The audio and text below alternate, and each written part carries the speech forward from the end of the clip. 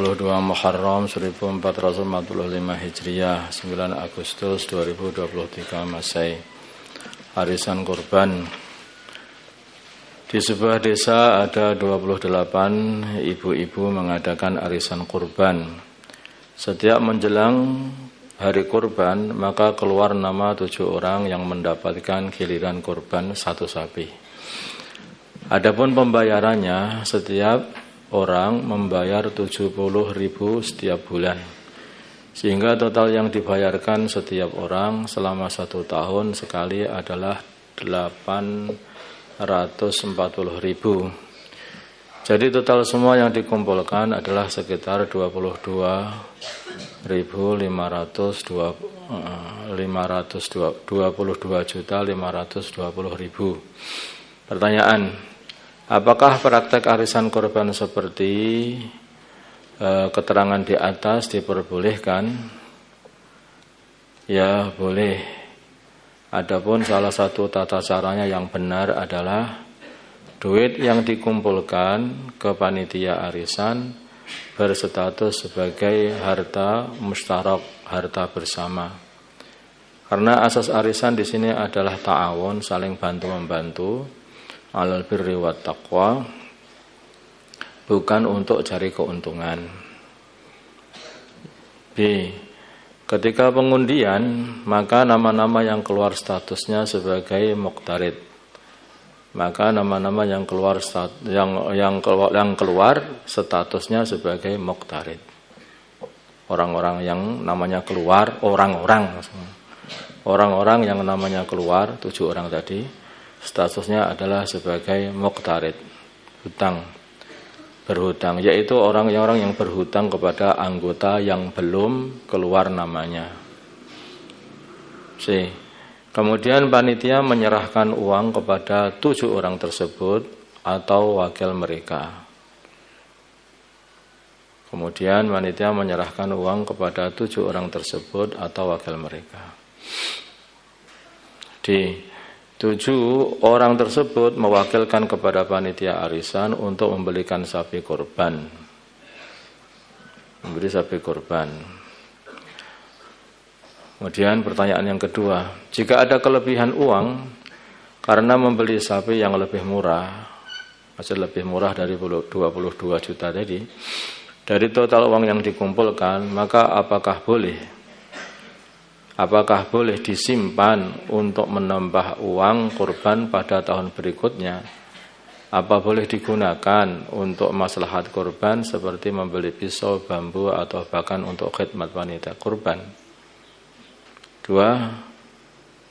Itu jawabannya adalah tidak boleh kecuali ada izin dari 7 orang yang namanya keluar undian tersebut. Karena itu sebetulnya sudah menjadi uangnya 7 orang itu kan, sebagai orang itu kan berhutang kepada anggota yang lain.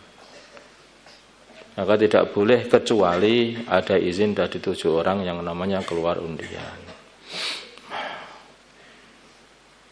3. Jika ada kekurangan uang untuk membeli hewan kurban, maka siapakah yang harus menambalnya? Yang menambal adalah 7 orang yang namanya keluar undian, yang berkurban itu sendiri. Dia kayaknya itu mereka itu arisan, kemudian sudah terkumpul duit itu diberikan kepada 7 orang, selebihnya itu 7 orang itu hutang kepada anggota yang lain. Paham maksudnya? Nanti sebentar dengan yang lain, nanti sudah duit mereka itu, tapi mal musyarak kan bersama. Itu hutang kepada mereka, sehingga itu tasarrufnya itu mengikut 7 orang itu. Kalau kurang, ya nambah-nambah sendiri. Kalau lebih, ya tasarrufnya terserah mereka 7 orang mau diapakan itu.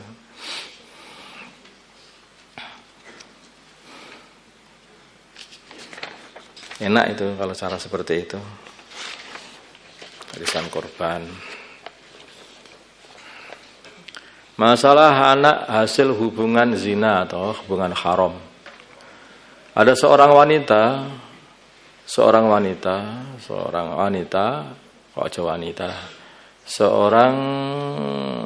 perempuan, wanita. dari hasil zina yang mana sebelum dia lahir, pria yang menzinai ibunya menikahi ibunya. Jadi dia itu zina dulu, setelah zina hamil, setelah hamil terus dinikahi gitu loh.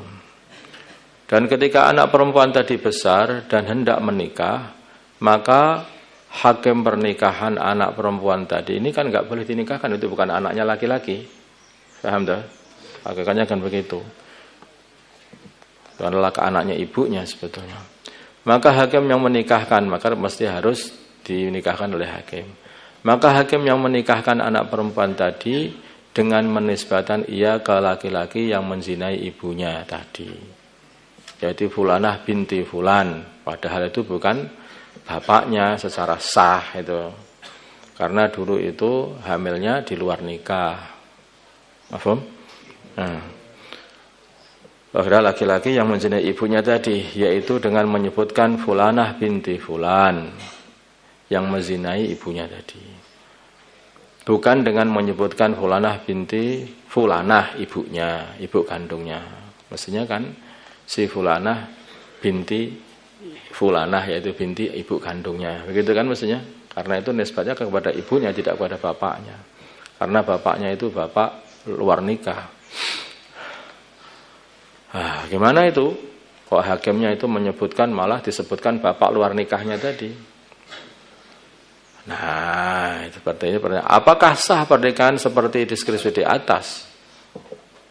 Jawabnya, pernikahannya tetap sah jika yang dikehendaki oleh suami dan wali hakim ketika akad adalah wanita tersebut. Jadi sudah sama-sama tahunya lah sebetulnya. Paham tak? Sudah tahu, hakimnya tahu ya wanita ini ya, siapa itu sing calon suami juga tahu ada wanitanya, ya wanita itu sebetulnya itu. Paham tak?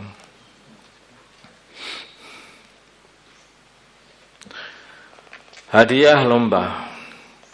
Untuk meningkatkan pendidikan di madrasah, maka madrasah selalu membuat banyak inovasi. Di antaranya menghadiri undangan perlombaan.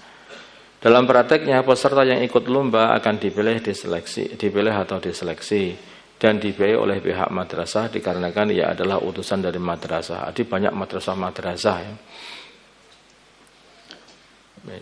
Ini harusnya ditambahin ya.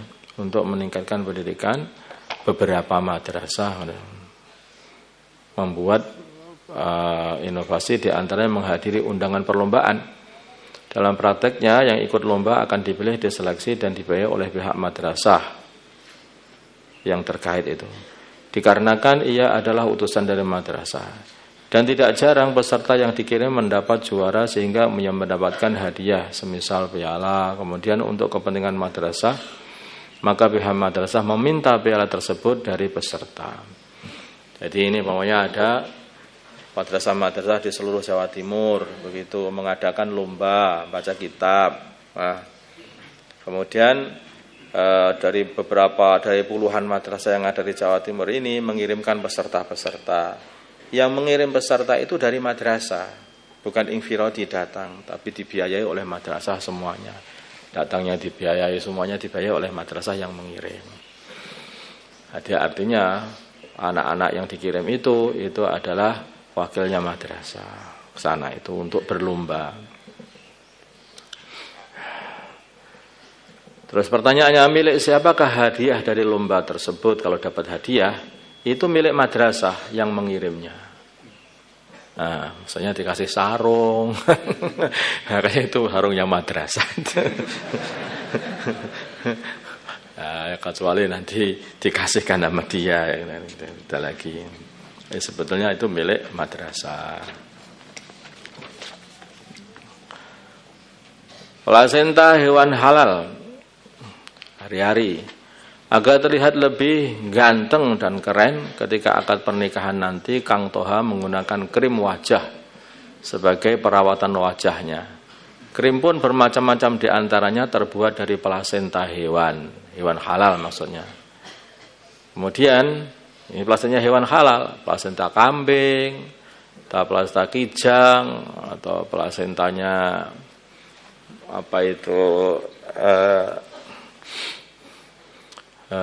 itu sapi. Terus sucikah plasentanya hewan yang dijadikan untuk krim wajah? Ini najis. Jadi plasentanya hewan itu najis. Itu. Yang keluar bersama hewan itu loh. Itu najis. Makanya tidak boleh dipakai kalau dibuat sholat, namanya seperti itu. Pakai krim, kemudian sholat, krim plasenta, terus buat sholat, ya nggak boleh. Itu masih najis. Hewan itu.